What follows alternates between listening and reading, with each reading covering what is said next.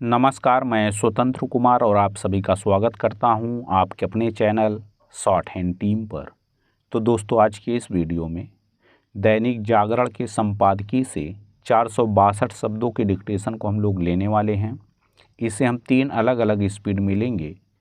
पहली बार में 70 की स्पीड में, दूसरी बार में 80 की स्पीड में, तो तीसरी और आखिरी बार में इसी डिक्टेशन को हम लोग 90 की स्पीड में लेने वाले हैं। अगर आपको इस डिक्टेशन के पीडीएफ की ज़रूरत है तो आप हमारे टेलीग्राम ग्रुप को ज्वाइन कर सकते हैं। ग्रुप का लिंक इसी वीडियो के ठीक नीचे डिस्क्रिप्शन बॉक्स में आपको मिल जाएगा। तो 70 की स्पीड में आपका डिक्टेशन स्टार्ट होगा।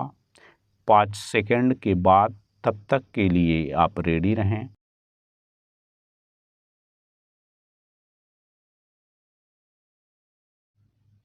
स्टार्ट।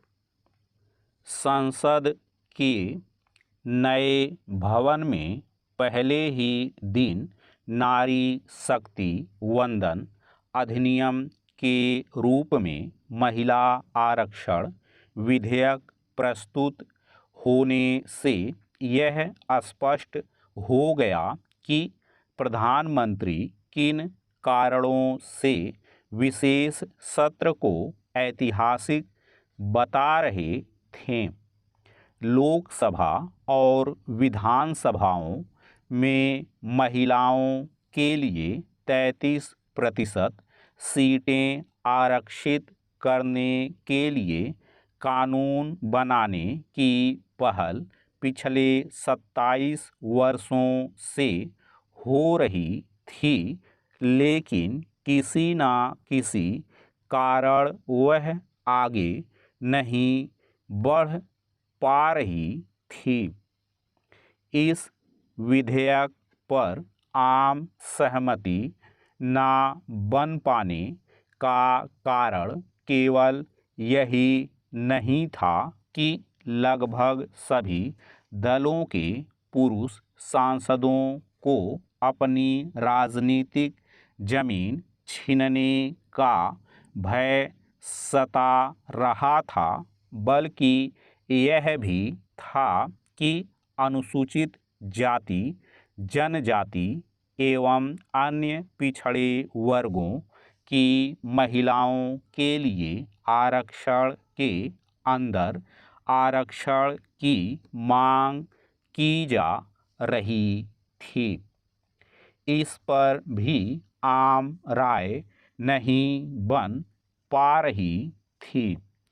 अब जो विधेयक पेश किया गया है उसमें अनुसूचित जाति एवं जनजाति की महिलाओं के लिए आरक्षण की व्यवस्था की गई है। इससे आम सहमति बनाने में आसानी होगी, लेकिन यह प्रश्न उठ रहा है कि अन्य पिछड़े वर्गों की महिलाओं के लिए आरक्षण का प्राविधान क्यों नहीं किया गया। चूँकि यह प्रश्न उठाने वाले दल भी महिला आरक्षण विधेयक का समर्थन कर रहे हैं, इसलिए इसकी उम्मीद बढ़ गई है कि यह अब कानून का रूप ले लेगा। उम्मीद इसलिए भी बढ़ गई है क्योंकि लोकसभा और विधानसभाओं में महिलाओं का 33% आरक्षण जनगणना और परिसीमन के बाद प्रभावी होगा। इसका अर्थ है कि अगले आम चुनाव के बाद ही महिलाएं इस आरक्षण का लाभ उठा पाएंगी। पैरा।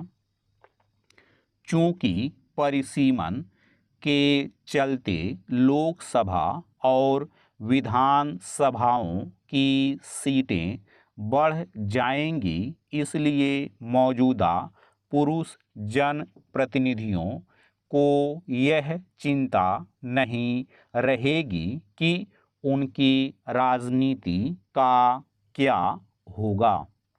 महिला आरक्षण की आवश्यकता इसलिए है क्योंकि भारत एक पितृसत्तात्मक समाज है और तमाम प्रगति के बाद भी महिलाओं को वह स्थान नहीं मिल सका है जो उन्हें मिलना चाहिए।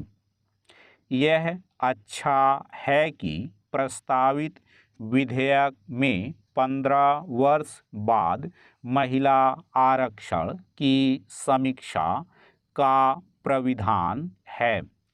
यह सर्वथा उचित है क्योंकि इसकी तह में जाना ही चाहिए कि नारी उत्थान के लिए जो व्यवस्था की जा रही है उससे वांछित लाभ अर्जित हो पाया या नहीं।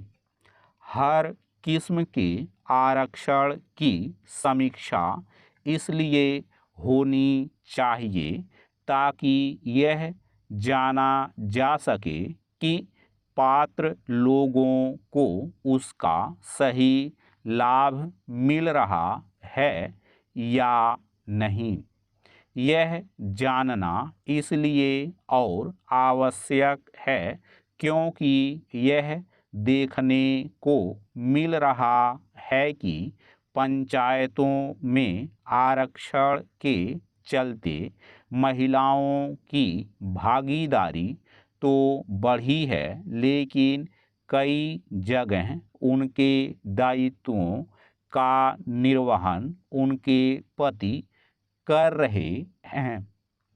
अब जब लोकसभा और विधान सभाओं में महिलाओं के समुचित प्रतिनिधित्व की दिशा में आगे बढ़ा जा रहा है तब यह भी देखा जाना चाहिए कि राजनीति से इतर क्षेत्रों में भी महिलाओं की भागीदारी कैसे बढ़े। स्टॉप।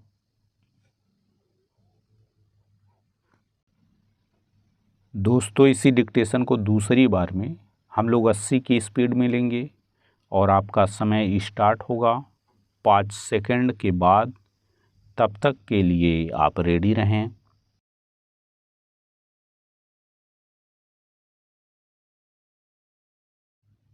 स्टार्ट। संसद के नए भवन में पहले ही दिन नारी शक्ति वंदन अधिनियम के रूप में महिला आरक्षण विधेयक प्रस्तुत होने से यह स्पष्ट हो गया कि प्रधानमंत्री किन कारणों से विशेष सत्र को ऐतिहासिक बता रहे थे। लोकसभा और विधानसभाओं में महिलाओं के लिए 33% सीटें आरक्षित करने के लिए कानून बनाने की पहल पिछले 27 वर्षों से हो रही थी लेकिन किसी न किसी कारण वह आगे नहीं बढ़ पा रही थी। इस विधेयक पर आम सहमति न बन पाने का कारण केवल यही नहीं था कि लगभग सभी दलों के पुरुष सांसदों को अपनी राजनीतिक जमीन छीनने का भय सता रहा था, बल्कि यह भी था कि अनुसूचित जाति, जनजाति एवं अन्य पिछड़े वर्गों की महिलाओं के लिए आरक्षण के अंदर आरक्षण की मांग की जा रही थी। इस पर भी आम राय नहीं बन पा रही थी। अब जो विधेयक पेश किया गया है उसमें अनुसूचित जाति एवं जनजाति की महिलाओं के लिए आरक्षण की व्यवस्था की गई है। इससे आम सहमति बनाने में आसानी होगी, लेकिन यह प्रश्न उठ रहा है कि अन्य पिछड़े वर्गों की महिलाओं के लिए आरक्षण का प्राविधान क्यों नहीं किया गया। चूंकि यह प्रश्न उठाने वाले दल भी महिला आरक्षण विधेयक का समर्थन कर रहे हैं, इसलिए इसकी उम्मीद बढ़ गई है कि यह अब कानून का रूप ले लेगा। उम्मीद इसलिए भी बढ़ गई है क्योंकि लोकसभा और विधान सभाओं में महिलाओं का 33% आरक्षण जनगणना और परिसीमन के बाद प्रभावी होगा। इसका अर्थ है कि अगले आम चुनाव के बाद ही महिलाएं इस आरक्षण का लाभ उठा पाएंगी। पैरा, चूंकि परिसीमन के चलते लोकसभा और विधान सभाओं की सीटें बढ़ जाएंगी, इसलिए मौजूदा पुरुष जनप्रतिनिधियों को यह चिंता नहीं रहेगी कि उनकी राजनीति का क्या होगा। महिला आरक्षण की आवश्यकता इसलिए है क्योंकि भारत एक पितृसत्तात्मक समाज है और तमाम प्रगति के बाद भी महिलाओं को वह स्थान नहीं मिल सका है जो उन्हें मिलना चाहिए। यह अच्छा है कि प्रस्तावित विधेयक में 15 वर्ष बाद महिला आरक्षण की समीक्षा का प्राविधान है। यह सर्वथा उचित है क्योंकि इसकी तह में जाना ही चाहिए कि नारी उत्थान के लिए जो व्यवस्था की जा रही है उससे वांछित लाभ अर्जित हो पाया या नहीं। हर किस्म के आरक्षण की समीक्षा इसलिए होनी चाहिए ताकि यह जाना जा सके कि पात्र लोगों को उसका सही लाभ मिल रहा है या नहीं। यह जानना इसलिए और आवश्यक है क्योंकि यह देखने को मिल रहा है कि पंचायतों में आरक्षण के चलते महिलाओं की भागीदारी तो बढ़ी है, लेकिन कई जगह उनके दायित्वों का निर्वहन उनके पति कर रहे हैं। अब जब लोकसभा और विधान सभाओं में महिलाओं के समुचित प्रतिनिधित्व की दिशा में आगे बढ़ा जा रहा है, तब यह भी देखा जाना चाहिए कि राजनीति से इतर क्षेत्रों में भी महिलाओं की भागीदारी कैसे बढ़े। स्टॉप। दोस्तों, तीसरी और आखिरी बार में इसी डिक्टेशन को हम लोग 90 की स्पीड में लेंगे और आपका समय स्टार्ट होगा 5 सेकंड के बाद। तब तक के लिए आप रेडी रहें।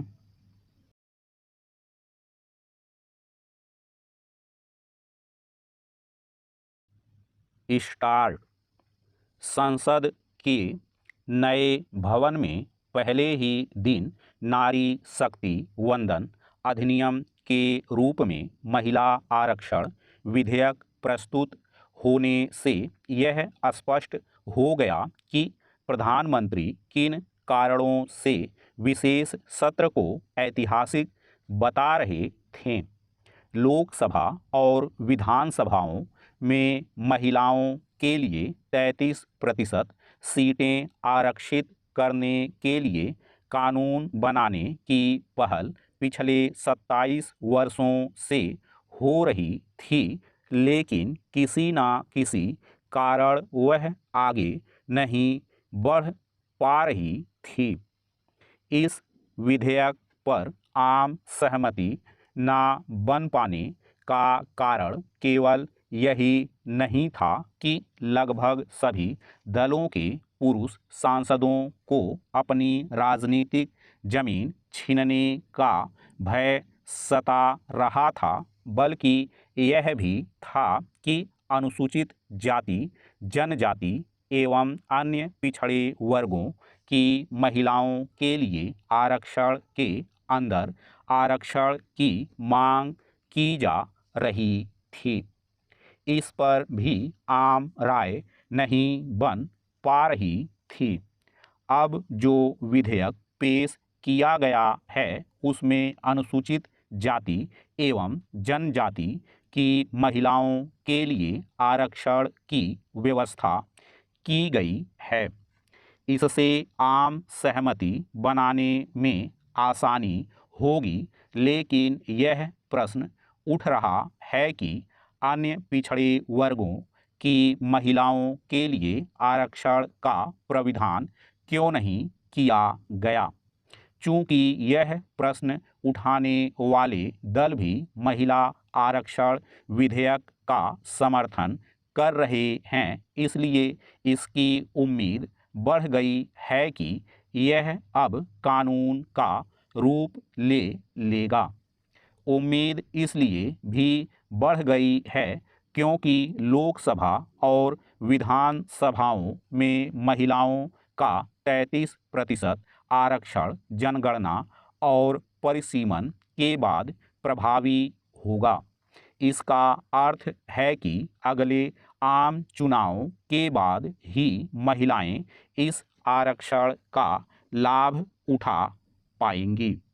पैरा, चूंकि परिसीमन के चलते लोकसभा और विधानसभाओं की सीटें बढ़ जाएंगी, इसलिए मौजूदा पुरुष जनप्रतिनिधियों को यह चिंता नहीं रहेगी कि उनकी राजनीति का क्या होगा।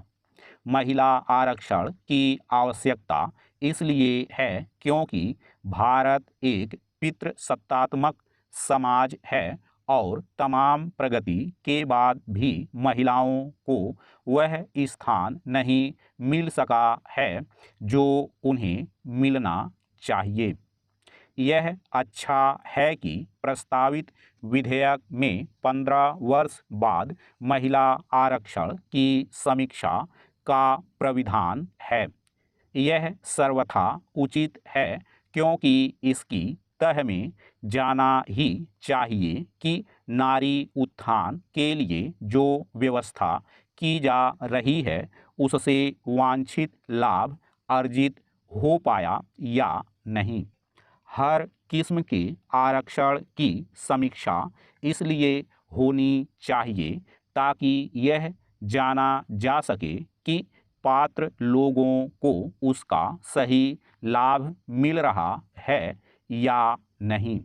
यह जानना इसलिए और आवश्यक है क्योंकि यह देखने को मिल रहा है कि पंचायतों में आरक्षण के चलते महिलाओं की भागीदारी तो बढ़ी है, लेकिन कई जगह उनके दायित्वों का निर्वहन उनके पति कर रहे हैं। अब जब लोकसभा और विधानसभाओं में महिलाओं के समुचित प्रतिनिधित्व की दिशा में आगे बढ़ा जा रहा है, तब यह भी देखा जाना चाहिए कि राजनीति से इतर क्षेत्रों में भी महिलाओं की भागीदारी कैसे बढ़े। स्टॉप।